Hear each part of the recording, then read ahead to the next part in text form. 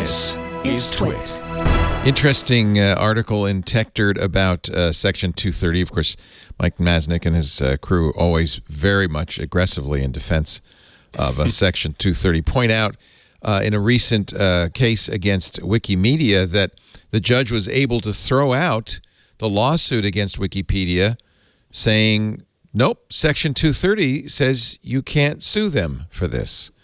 And if you want to save Wikipedia, basically the Mike's contention, or actually it was Glenn Moody writing in Wikipedia's contention, is that if you want to know why Section 230 matters, without it there'd be no Wikipedia.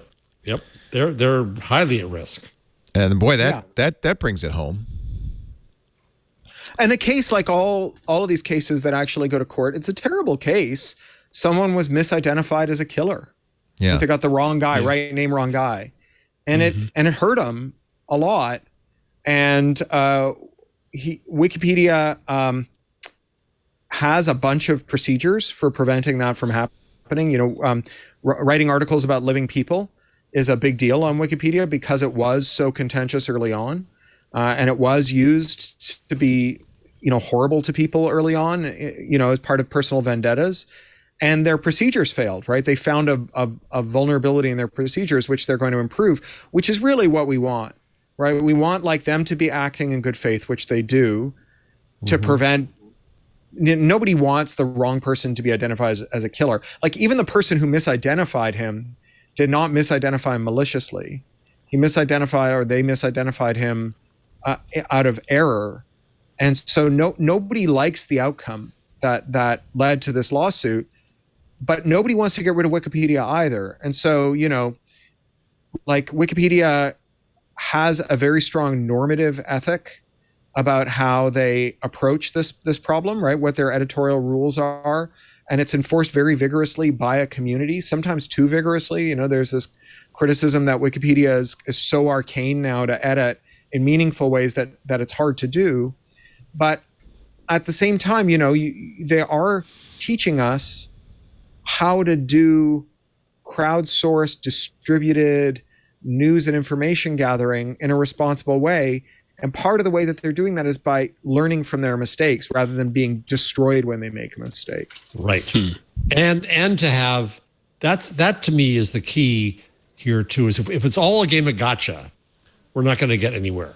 If instead you're held to account for listening to what's going on, for understanding the impact, for improving what happens, because, and it's all the points you made earlier, Cory, because you have a competitive threat and a regulatory threat, and fine, but playing gotcha and break them up doesn't do anything.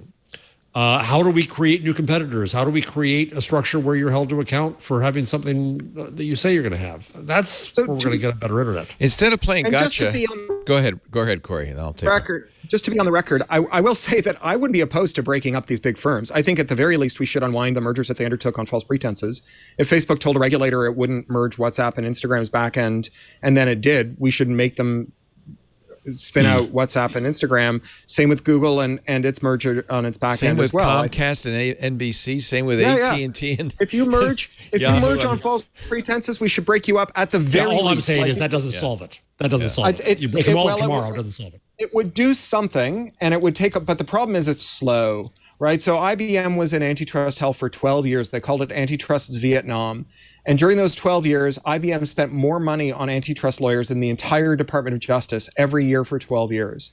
And in the end, they got off the hook because Reagan basically said, well, we're not going to, Ronald Reagan is not going to break up IBM, right? And it still was good, right? Like, it was still worth doing. That's, as I said, that's how we got Microsoft, because IBM really understood that if they were going to keep tying hardware to software, that the DOJ would be back at their door. And what they did do was break up AT&T. They didn't sit on them afterwards. They stopped enforcing antitrust law shortly thereafter. So AT&T was able to remerge and become a giant firm. But breaking up AT&T is how we got modems. Right. Like, it was worth doing. When we tried to break up AT&T, they said, well, look, there's this authoritarian Asian threat to American business that across the ocean has been copying our intellectual property and entering the high tech sector, and they're going to destroy us. And that country was called Japan, and we need our national champion AT&T to defend us against this peril, right? And if AT&T had been able to suppress modems for another 20-25 years, the American soft power and industrial activity profits that were generated from the internet would have not accrued to the US. They might have accrued to another country, or they might not have appeared at all. National champions, the nation they represent is themselves, right? AT&T was on AT&T's side, not America's side. Baidu is on Baidu's side, not China's side. There's my leaf blower. I hear him. And I call him Leafy. And that's the thing that I think Xi Jinping understands and that American Cold War II people don't, is that like Baidu and Tencent and all these other big Chinese companies, they are not, even if they like have state representation and they're under the state's thumb, they are not prioritizing the interests of the Chinese state. They're prioritizing their own interests, their executives' interests, and their shareholders' interests. And the only time that the Chinese state gets a look in is when they're afraid of the Chinese state, but not because they are like fronts for the Chinese state. And AT&T did America's bidding, right? They're really important to projecting American power around the world, but AT&T's loyalty was not to America.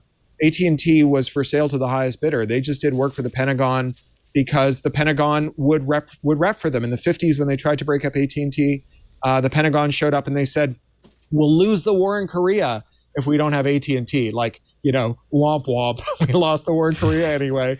But that's why they buttered up the Pentagon, not out of like a surplus of patriotism.